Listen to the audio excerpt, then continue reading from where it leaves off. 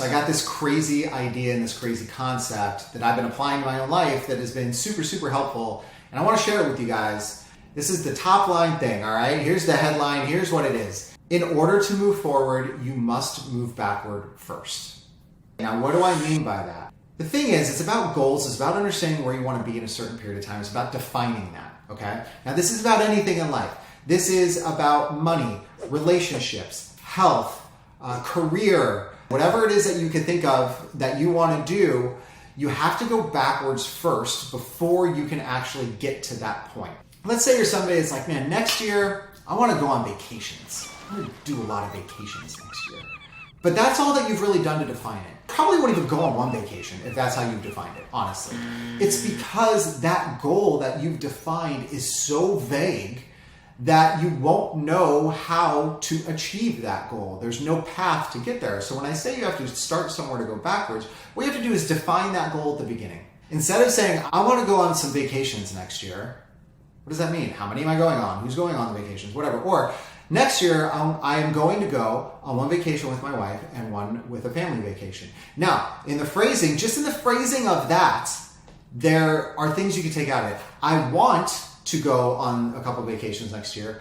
I am going to go on 2 vacations next year. I want to, I am, I should, I will. That alone is programming ourselves to help us achieve that thing because we told ourselves it's not an option to not do it anymore. Now it's a must. Like, I do this, I am this. So that's the first thing when you're thinking about it and you're thinking about whatever it is that you want to do in your life, think about it in those terms, okay? You want to work out? I don't just want to work out every day. I work out Monday, Wednesday, and Friday from 6 a.m. to 6:30. I want to work out 3 days a week. I work out on these 3 days at this time on every day. Now it is defined and it's specific. So the first thing you have to do before you go backwards, the first thing you have to do is figure out where the end point is, okay? Now you get to the end point, and you can't just get to the end point without thinking about it. When do I have to wake up? Now I'm getting up and I'm like, oh man, from 6 to 6:05 is this and this and this and this and this. Where does that happen? I have no time for this to happen. I can't figure out where to do it today. But now you failed, okay? You failed because you didn't create a plan of action to get there. You didn't reverse engineer the flow to get to where you need to get. Instead, if I now have this definition, I work out Monday, Wednesday, Friday from 6 to 6:30 in the morning.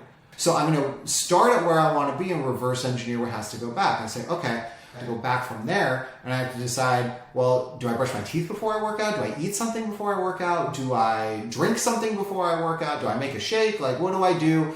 How long does it take me just to wake up and be alive before I can start working out immediately?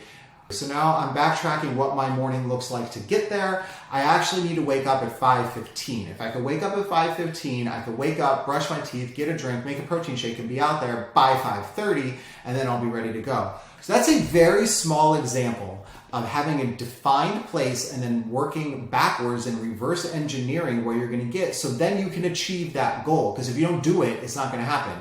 Now let's talk about bigger things in life. Let's talk about this vacation example that we just talked about. I'm saying next year I want to go on a couple vacations. Now I got to define that more. Okay, so I want to go on one vacation with my wife and one vacation that's a family vacation. Okay, cool.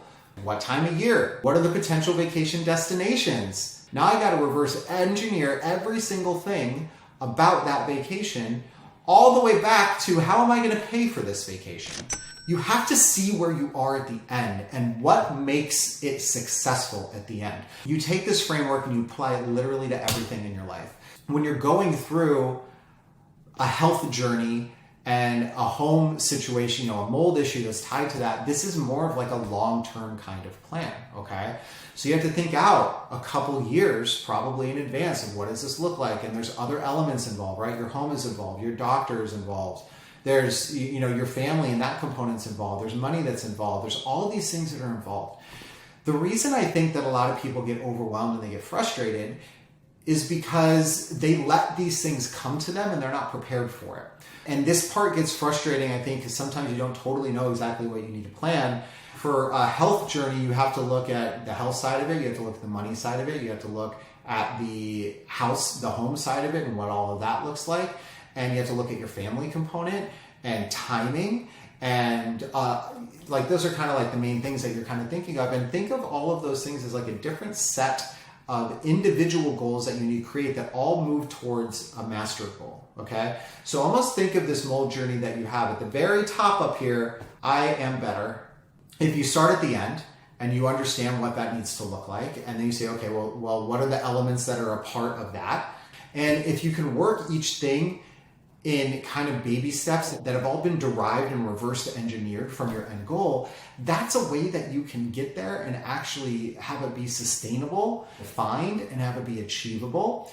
The thing about goal setting is that it's truly about motivation.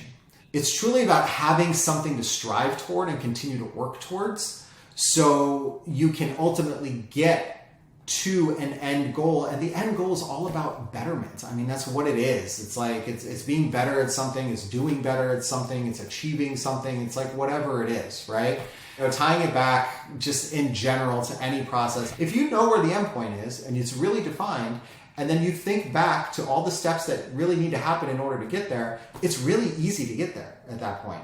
I'm not saying you never get knocked down. I'm not saying that your timeline might not ever get extended, but I'm saying that if you know where you're going and you have a plan to get where you're going, then you can always get back on that path and you can always achieve what you want to achieve.